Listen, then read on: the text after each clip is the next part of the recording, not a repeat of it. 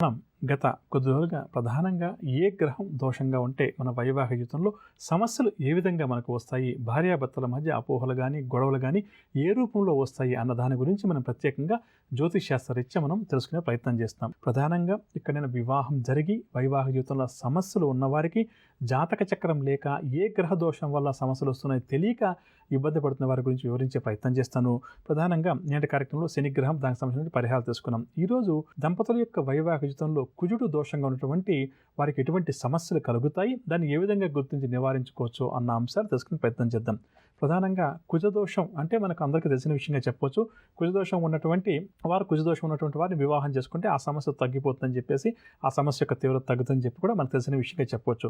కానీ అలా కాకుండా అంటే కుజదోషం ఒకటికుండి ఇంకొకరి కుజదోషం లేకపోవడం వల్ల కావచ్చు, లేదా మనం అనుకునే వివాహ స్థానంలో కుజదోషం కాకుండా కూడా కుజుడు దోషకారకుడిగా ఎవరి జాతకంలో అయితే ఉంటాడో, అంటే ఇక్కడ కుజదోషం అనేది మామూలుగా వాడుతుంటాం కానీ నేటి కార్యక్రమంలో శని వల్ల కలిగే సమస్యలు తెలుసుకున్నాం కదా. అదేవిధంగా కుజుడు దోషంగా ఉన్నటువంటి దంపతుల యొక్క వైవాహిక జీవితంలో ప్రధానంగా ఎటువంటి సమస్యలు వారికి ఉత్పన్నమవుతాయి అన్న విషయాన్ని పరిశీలన చేస్తే భార్యాభర్తలు ఒకరిని ఒకరు హింసించుకునే స్థాయికి వెళ్ళిపోతుంటారు.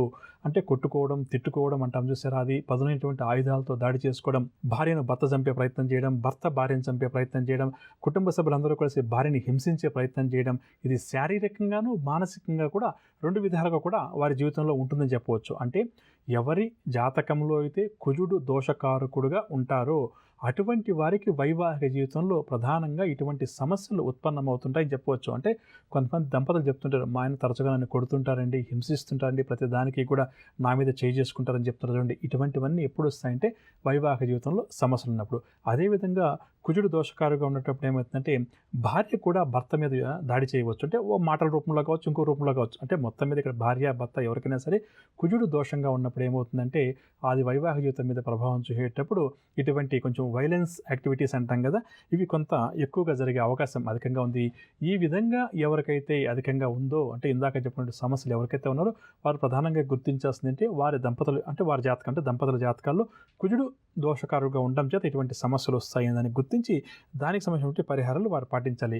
మంగళవారం పూట దంపతులిద్దరూ కూడా ఉపవాసం ఉండడం, ప్రధానంగా మంగళవారం పూట శ్రీ సుబ్రహ్మణ్యేశ్వర స్వామి వారి యొక్క ఆరాధన అధికంగా చేయడం. అంటే ఆరోగ్యం సహకరించిన వారు పూర్తిగా రోజంతా కూడా సుబ్రహ్మణ్య స్వామి వారికి ఉపవాసం ఉండవచ్చు. లేకపోతే ఆరోగ్యం సహకరించినప్పుడు కనీసం సాత్విక ఆహారాన్ని తీసుకుంటూ పండ్ల రసాలు, పండ్లు ఇటువంటివి తీసుకుంటూ ఆ రోజు భగవంతునికి దగ్గరగా దంపతులిద్దరూ నివసించే ప్రయత్నం చేయాలి. అంటే భగవంతుని యొక్క నామస్మరణతోటి గడపడం, ఆ రోజు మనసును ప్రశాంతంగా ఉంచుకునే ప్రయత్నం చేయడం. ఏమాత్రం వారికి అవకాశం ఉన్నా మౌనవ్రతాన్ని మంగళవారం పూట దంపతులు కానీ దంపతులు ఒకరు కానీ పాటించడం మంచిదని చెప్పవచ్చు. ఒకవేళ నేను వ్యాపారంలో ఉంటున్నానండి, ఉద్యోగంలో ఉంటానండి, నాకు మౌనవ్రతం చేయలేని చెప్పినప్పుడు కనీసం ఉదయం 6 నుంచి 7 గంటల ప్రాంతంలో కుజహోర అంటాం మంగళవారం రోజు. అంటే ఆ గంట సేపు కుజగ్రహ ప్రభావం అధికంగా ఉంటుంది. అదేవిధంగా సాయంకాలం 6 నుంచి 7 గంటల మధ్యన కుజహోర కూడా మళ్ళీ వస్తుందని చెప్పవచ్చు. అంటే కుజహోర అనేది రోజుకు 2 సార్లు వస్తుంటుంది. కాబట్టి మంగళవారం ఉదయం 6 నుంచి 7, సాయంకాలం 6 నుంచి 7 గంటల మధ్య దంపతులిద్దరూ కనీసం ఒక గంట పాటు మౌనంగా కూర్చోవడం వల్ల కూడా, అంటే వారి మనసులో ఇష్టదేవత నామస్మరణ చేసుకోవడం తప్పులేదు, కానీ కనీసం మౌనంగా ఉండడం అంతే అక్కడ చేయడం వల్ల ఏమవుతుందంటే వైవాహిక జీవితంలో వీరికి సమస్యలు ఏవైతే వస్తున్నాయో అవి క్రమేపీ కూడా తొలగిపోతాయి. అమ్మా, అలాంటి వాళ్ళది నిజమైన ప్రేమ కాదు, అది వ్యామోహం. ఎగ్జాక్ట్లీ చిన్నత్త, నిజంగా ప్రేమించుకున్న వాళ్ళు అలా చేయరు. ఎంత మనసు విరిగిపోతే కన్న కూతుర్ని పట్టుకొని మా దృష్టిలో చచ్చిపోయా ఉంటుందా తల్లి? అది సరే అమ్మా, తన కూతురుతో తన మాట అనేటప్పుడు ఆమె మాటల్లో వ్యథ, కళ్ళల్లో బాధ గమనించావమ్మా? పెద్దబాబుకు బర్త్డే విషెస్ చెప్పు కూడా వెళ్ళాం కదా. ఊరికే ఎలా కాలిపోతుంది? మంట పెడితేనో పడితేనో తగలబడుతుంది.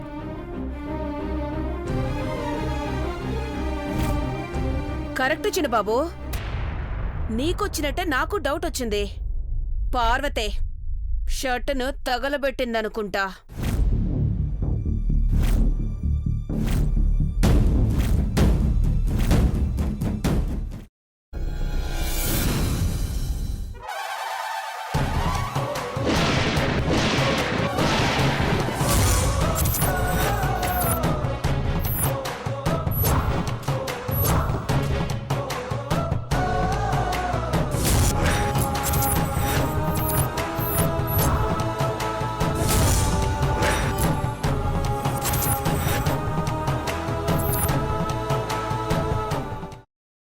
తీసుకున్న తర్వాత పొట్టు తీసేసి చాప్ చేసి పక్కన పెట్టుకోవాలి.